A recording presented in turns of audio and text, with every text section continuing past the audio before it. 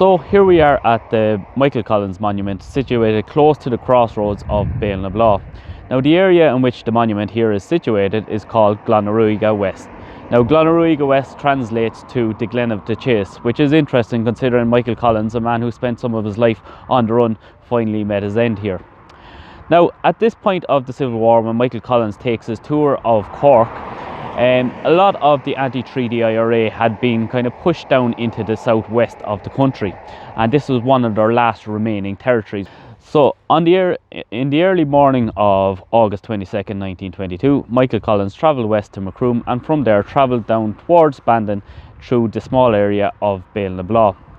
Now in this area at the time there happened to be a meeting taking place of the leaders of the anti-treaty IRA, and Michael Collins' convoy was recognised as it passed through the area, and it was agreed by them that they would set up an ambush should Michael Collins' convoy pass back through on its way home. Now Collins continued on his tour of West Cork. He travelled on through Bandon, Clonakilty onto Skibbereen, and travelled pretty much back through the same route. Now Collins left Bandon at about 6:30 in the evening, and back here at Beal and Blath, a fairly large force of soldiers who had lain in ambush all day had given up and had assumed that Collins had returned home in a different direction. The large majority of the party had returned down the road to Beal and Blath, while a handful of men were left remaining to remove the dray cart and a mine from the road.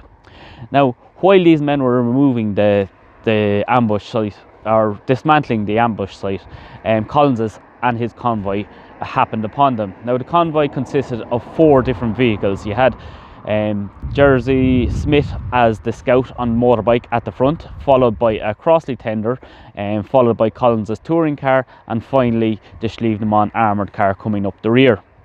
Now Jersey Smith came under fire as he passed around the bend just a little bit up the road here, and this gunfire alerted the rest of the convoy to the ambush. Now it's at this point that it is alleged that Collins said that they would stop and fight their attackers. The men exited their vehicles and got into cover on the edge of the road here. Now at this point the anti-treaty IRA soldiers had run up a laneway and along a roadway that runs parallel to the road here and overlooks it. Now at the time the Slievenamon armoured car had a machine gun on top which had pinned down these soldiers on the top of the hill. Now this machine gun either jammed or ran out of bullets, and this gave the anti-treaty soldiers the opportunity to leave cover and retreat.